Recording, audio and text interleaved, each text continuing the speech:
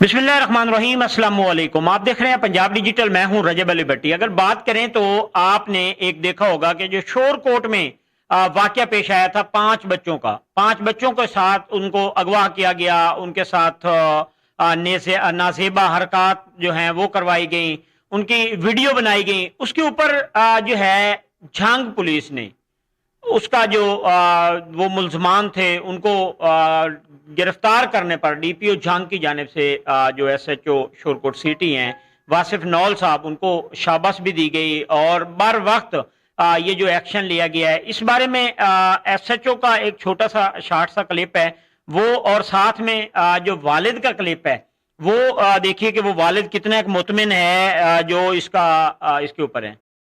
हक़ाइक़ और ठोस शवाहिद की बुनियाद पर मुल्ज़मान को कैफ़रे किरदार तक पहुँचाया जाए।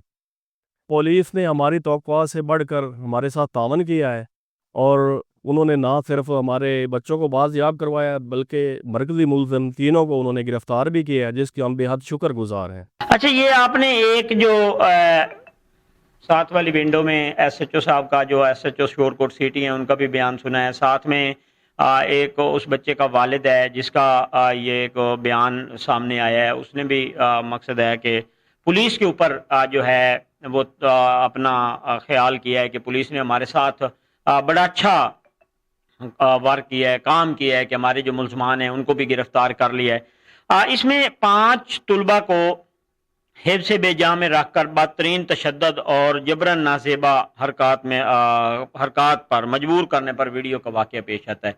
ये एक वाक़या, इसके ऊपर हमने पहले भी एक स्टोरी बनाई थी, लेकिन उसमें जो है उस टाइम वो स्टोरी जो स्टार्ट में हुई थी हमने वो बनाई थी। अब इसके ऊपर बाकायदा तौर पे पुलिस शोरकोट सिटी ने मुल्ज़मान को गिरफ्तार करके एफआईआर तो उस टाइम भी दर्ज हो चुकी थी, इसकी जो तहकीकात थी वो की। अब यहाँ पे अभी जो वाक़या सामने आता है वो ये आता है कि ये एक ग्राउंड, क्रिकेट के ग्राउंड या कोई भी खेल का ग्राउंड है, वहाँ से ये वाक़या शुरू होता है।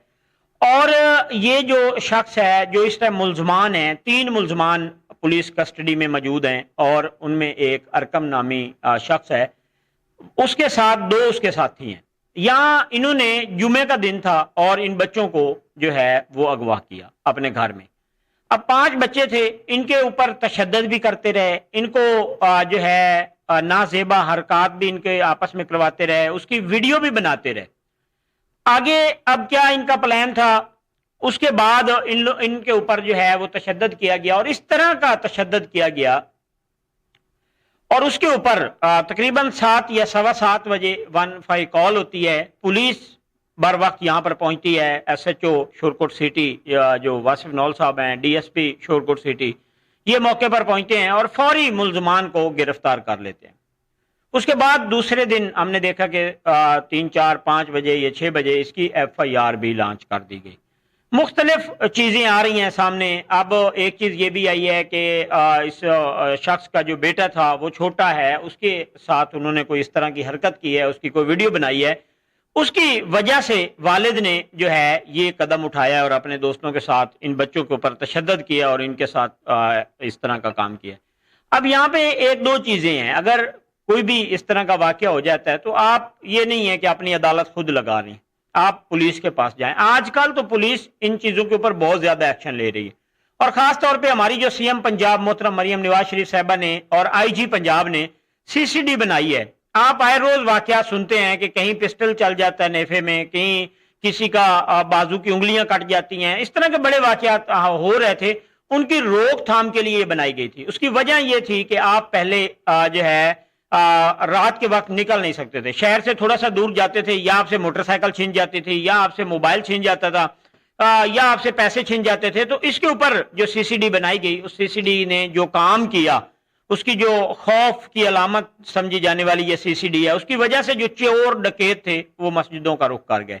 कुछ ने हलफ दे दिया, कुछ ने इलाका छोड़ दिया, कुछ ने मुल्क छोड़ दिया। तो ये तमाम चीजें सामने आई। लेकिन इसमें हुकूमत का जो सबसे अहम चीज थी, हुकूमत की ये थी कि अवाम का तहफ़्फ़ुज़ किया जाए। इस महंगाई के दौर में अगर किसी से मोटरसाइकिल छीन जाता है, किसी से मोबाइल छीन जाता है या किसी से नकदी रकम छीन जाती है, तो वो बेचारा फिर बाद में दर बदर के धक्के खाता है और वो चीजें नहीं बना सकता।